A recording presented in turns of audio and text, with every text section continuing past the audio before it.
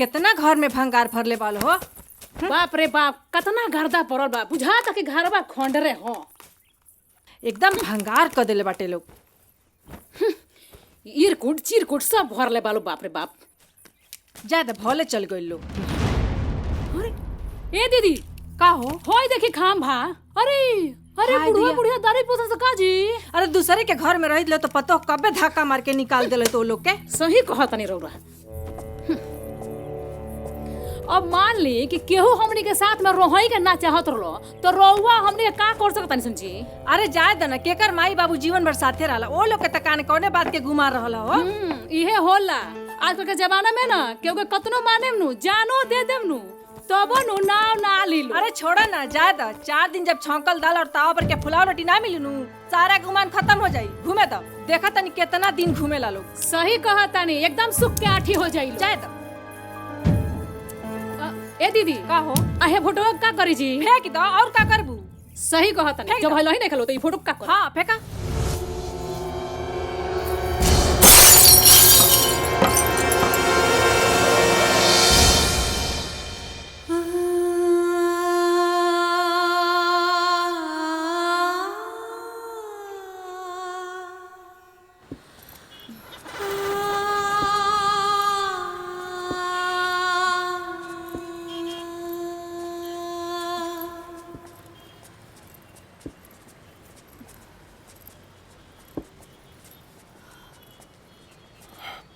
देखो वृद्धाश्रम,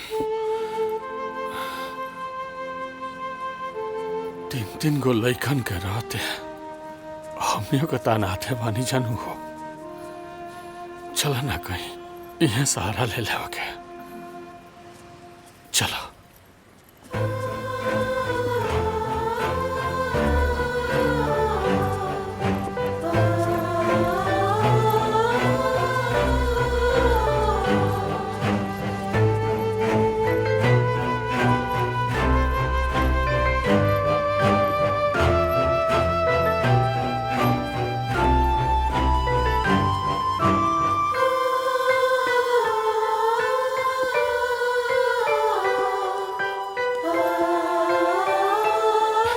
नमस्ते।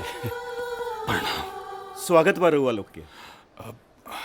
बाहरवा हमनी के बोर्ड देखनी है जा।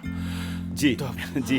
हमनियों के कहीं रहे के जगह हो गए नहीं के, तब सोचनी है जा कि अरे काहे ना, अरे ई जगह जो बानू रउए लोग जैसे ना असहाय और वो गरीब माई बाप के लिए एगो बेटा बनौले बा। आ जाना तनी ई एकलौता जगह नहीं खे, बहुत सारा शहर में और भी ऐसन बा।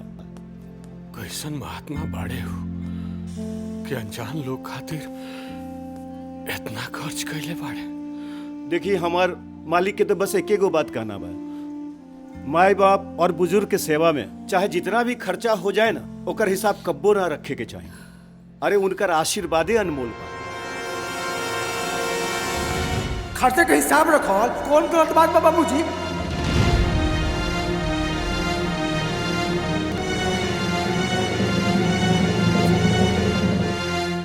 आई आई ना, चले आई आओ आई आई आई बैठे आई।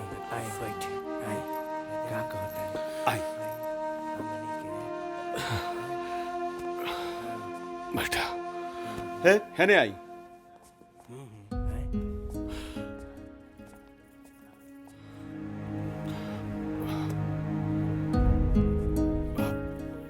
ये सब जी ये हमारे मालिक के आदेश बानू कि जौन भी माता पिता बुजुर्ग यहाँ आवस उनका पूरा आदर सत्कार कैल जाओ।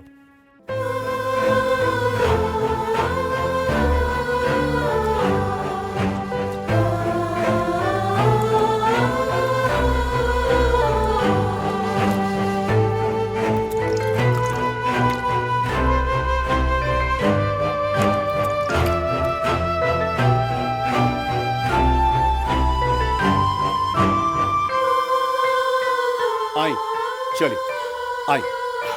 चलो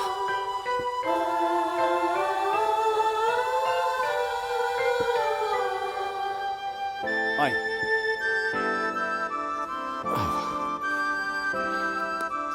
नमस्ते।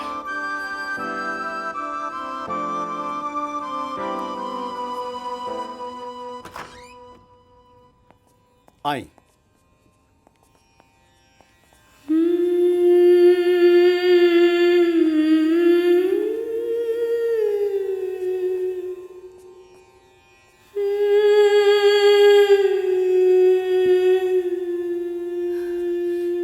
भाई साहब, ई सब राउर मालिक हमनी जैसन लोग खातिर बनैले बाड़े।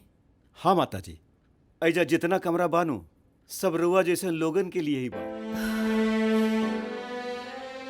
समझ में नहीं आवत कि ऊ इंसान बाड़े कि भगवान। माता जी हवन तो इंसान, लेकिन भगवान से कम नहीं खम। भगवान ऐसा बेटा सबके दें। अच्छा रुआ लोग फ्रेश हो जाएं, फिर हमनी खाना खाई चलब।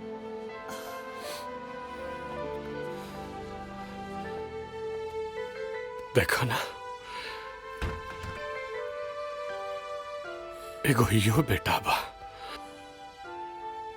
जन दूसरा के माई बाप के अपन संसार देता। एगो हमनी के बेटा बा लोग